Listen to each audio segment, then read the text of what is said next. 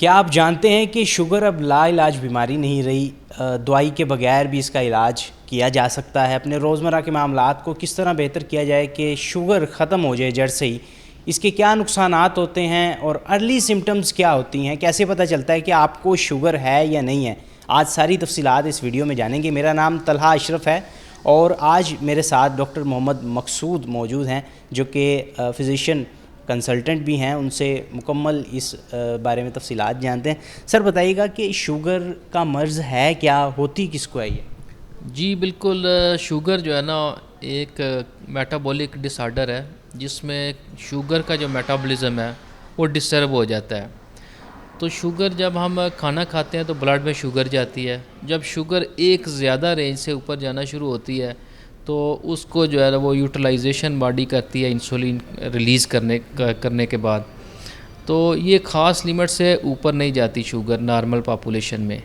लेकिन जब ये मेटाबॉलिज्म डिस्टर्ब हो जाता है तो उसकी वजह से शुगर ब्लड के अंदर खाली पेट 126 से ज़्यादा होना शुरू हो जाती है और खाने के 2 घंटे के बाद 200 से ज़्यादा होना शुरू हो जाती है। तो इसको हम शुगर कहते हैं। अच्छा सर बताइएगा कि तसव्वुर ये किया जाता है कि शुगर एक लाइलाज बीमारी है जिसका इलाज मुमकिन ही नहीं है, तो क्या इसका इलाज मुमकिन है, ख़त्म हो सकती है किसी को? जी बिल्कुल, जो है ना वो बिल्कुल यही समझा जाता है कि शुगर जिसको एक दफ़ा हो जाती है तो वो उसको सारी ज़िंदगी फ़ेस करनी पड़ती है।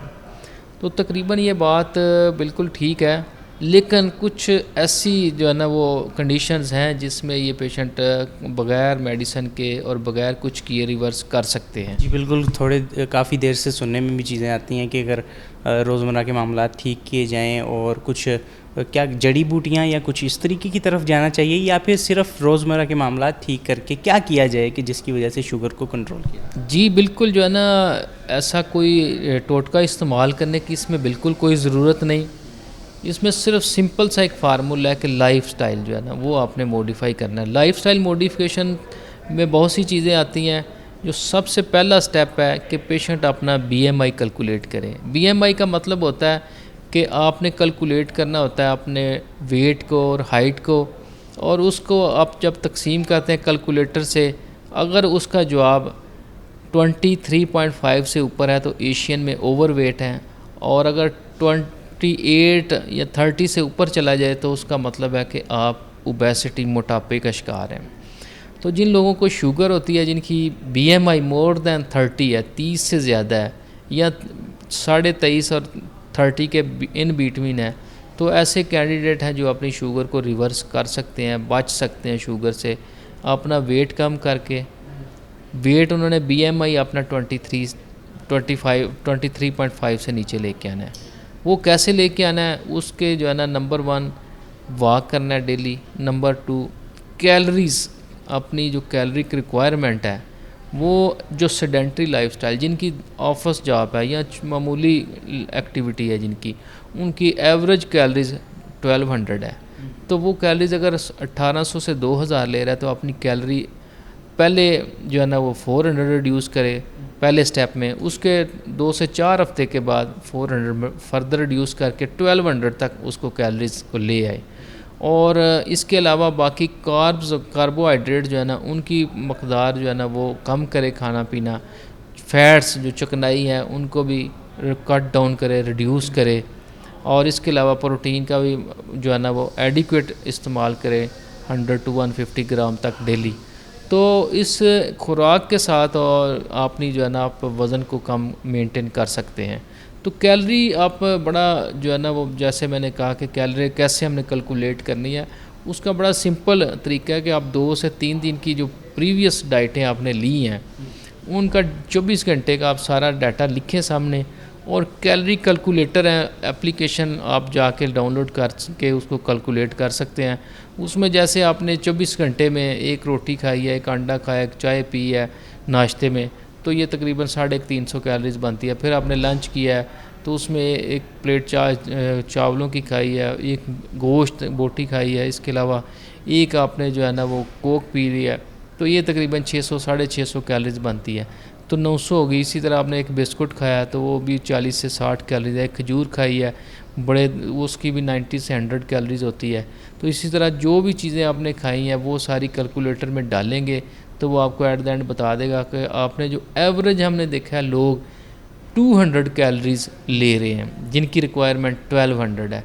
तो ये तमाम कैलोरीज जो है ना वो फ़ैट की शक्ल में लिवर में डिपॉजिट होती हैं, लिवर से मेटाबॉलिज्म होके वो फिर आस्ता आस्ता जो है ना वो फ़ैट्स की शक्ल में विसरा अब्डामन उसके इर्द गिर्द फ़ैट की शक्ल में इकट्ठी हो जाती हैं जो फर्दर ओबेसिटी करती हैं, और उस ओबेसिटी की वजह से फर्दर फिर जो है ना वो इंसुलिन की रेजिस्टेंस होती है। जब इंसुलिन की रेजिस्टेंस होती है तो उसकी वजह से शुगर जो हमारे जिस्म में उसकी मकदार बढ़ना शुरू हो जाती है। इंसुलिन लबलबा फिर ज़्यादा पैदा करता है उस मकदार को पूरा करने के लिए, तो आस्ता आस्ता लबलबा जो है ना वो ज़्यादा इंसुलिन प्रोडक्शन की वजह से एग्जॉस्ट हो जाता है, तो उससे फिर शुगर आस्ता आस्ता मज़ीद ख़राब होना शुरू होती है। फिर मरीज़ को दवाइयों की ज़रूरत पड़ती है। फिर बाज़ दफ़ा अगर बिल्कुल जो है ना वो पेशेंट का वेट वैसे ही बढ़ता रहे और इंसुलिन रेजिस्टेंस बढ़ती रहे, पेशेंट की वज़न बढ़ता रहे, तो फिर उसको इंसुलिन की भी ज़रूरत पड़ती है, क्योंकि इंसुलिन अब लबलबा एग्जॉस्ट हो गया, वो बीटा सेल प्रोड्यूस नहीं कर रहे। अच्छा सर, मुझे बताइएगा कि जिनको शुगर हो गई है तो वो कैसे उसको टैकल करें, ये सारी चीज़ें देख के मतलब कि कई बार एक ट्रॉमा बन जाता है, उनको कहा जाता है अब शुगर हो गई है, अब तो ज़िंदगी ख़त्म है, कुछ इस तरह से।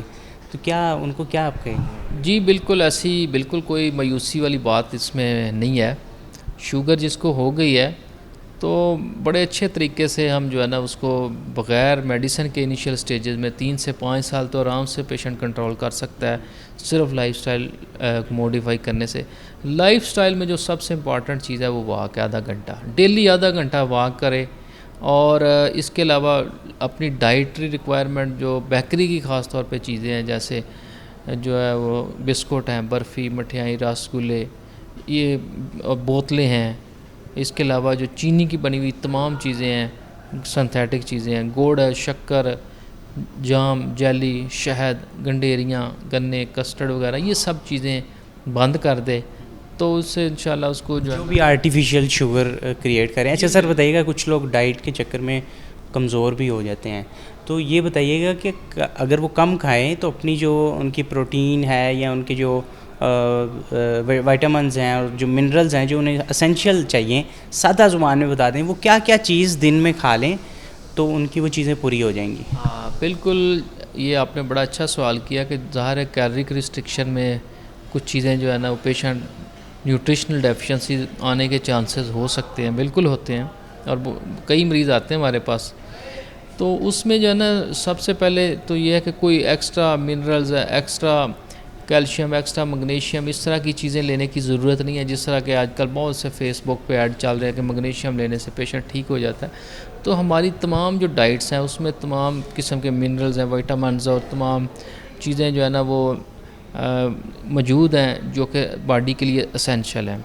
जैसे कि हम सुबह नाश्ता करते हैं तो एग लेते हैं, उसके अंदर बहुत सी कैल्शियम है, उस प्रोटीन है और भी बहुत से मिनरल्स हैं, और साथ हम ब्रेड लेते हैं तो उसमें भी हमें एडिक्वेट जो है ना वो मिल जाते हैं, अमाइनो एसिड वगैरह, मल्टीविटामिन्स मौजूद होते हैं।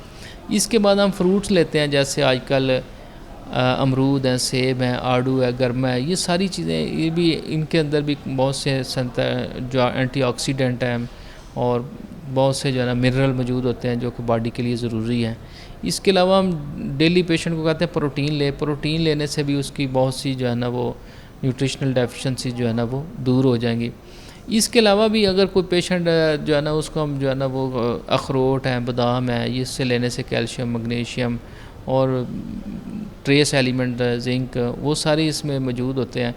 5 से 7 दाने बादाम के डेली ले सकते हैं, 2 से 3 अखरोट की गिरियाँ खा सकता है, उससे भी उसकी तमाम जो है ना वो डेफिशिएंसीज पूरी हो जाएंगी मल्टीविटामिन्स की।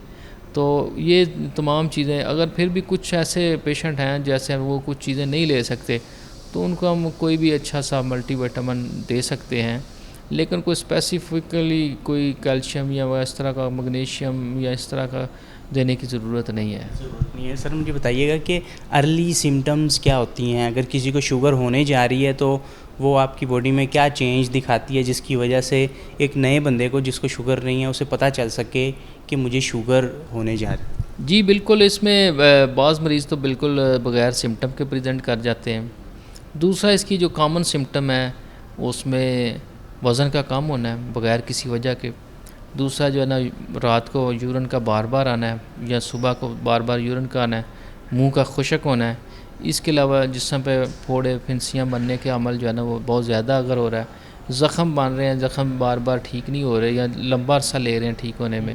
इसके अलावा जो है ना यूरिन की इन्फेक्शन हो गई है या पेशेंट को जो है ना वो बार बार कोई स्किन की इन्फेक्शनें हो रही हैं, अंगूठों पे इन्फेक्शन हो रही है बार बार, तो ये जिसकी जो है ना वो कॉमन, या बाद मरीज़ बीपी तेज़ होता है तो हमारे पास आते हैं बीपी तेज़ है, जब हम चेक करते हैं तो शुगर भी तेज़ होती है उनकी।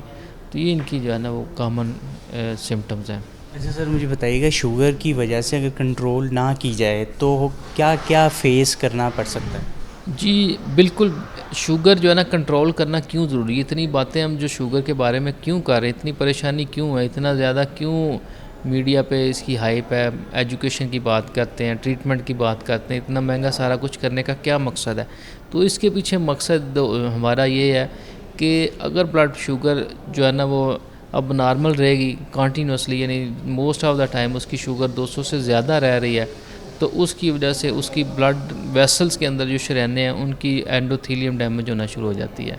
उस एंडोथेलियम को डैमेज होने की वजह से जो आर्गन होते हैं हमारे वो मुतासर होते हैं, जिसमें से दो तरह के आर्गन होते हैं। ऐसे आर्गन हैं कि जो छोटी शरीयानें होती हैं और कुछ ऐसे हैं जो बड़ी शरीयानें होती हैं। छोटी शरीयानों वाले जो है ना उनमें आँखें शामिल हैं, आँखों का डैमेज, गुर्दे शामिल हैं, गुर्दे डैमेज होना शुरू हो जाते हैं। और इसके अलावा जो असाब हैं, न्यूरॉन्स हैं हमारे, वो बात मुतासर होना शुरू हो जाते हैं। न्यूरो पे हाथ पाँव जलना शुरू हो जाते हैं, पाँव सुन्न होना शुरू हो जाते हैं, फिर पाँव में ज़ख़म बनना शुरू हो जाते हैं। तो ये इसके अलावा बड़ी जो शरीयानें हैं वो भी मुतासर होती हैं, वो पहले भी हो सकती हैं, बाद में भी हो सकती हैं। उसमें दिमाग की शरीयानें बंद होने से फालज, एक साइड की कमज़ोरी हो जाती है, दिल के अटैक हो सकते हैं। इसके अलावा बड़ी जो शरीयानें हैं हमारी टांगों की, पेरिफेरल आर्टीरियल लंग डिज़ीज़ जो है वो हो जाती है, जिसकी वजह से मरीज़ को जो है ना वो चलने फिरने में मुश्किल पेश आती है, टांगें ठंडी रहना शुरू हो जाती हैं और थोड़ा सा चलने से टांग में शदीद दर्द होती है। आस्ता आस्ता फिर जो है ना वो आराम करने की सूरत में भी, बैठने की सूरत में भी दर्द शुरू हो जाती है। अच्छा सर, अगर शुगर कंट्रोल किया जाता है तो इन चीज़ों से बच सकते हैं, सारी चीज़ों से? जी बिल्कुल, आप क्योंकि शुगर कंट्रोल करने के बाद हमारा 60 to 70% रिस्क ऑफ ये तमाम कॉम्प्लिकेशन रिड्यूस हो जाता है अगर हम कम कर दें तो इसका सिग्निफिकेंट इम्पैक्ट है बॉडी पे शुगर कंट्रोल करने के बाद। ठीक है सर, लास्ट पे मुझे बताइएगा कोई केस आपके पास आया हो जो मतलब उसे शुगर हो लेकिन उसके बाद वो बिल्कुल ठीक हो गया हो शुगर के बाद, कोई ये इंटरेस्टिंग केस या कोई इससे? बहुत से मरीज़ ऐसे आते हैं जिनको शुरू में शुगर होती है, वो वेट रिड्यूस करते हैं तो HbA1c उनकी 10 तक गई होती है, तो जब बाद में हम कराते हैं तो 4.5 पौने 5 तक आ जाती है।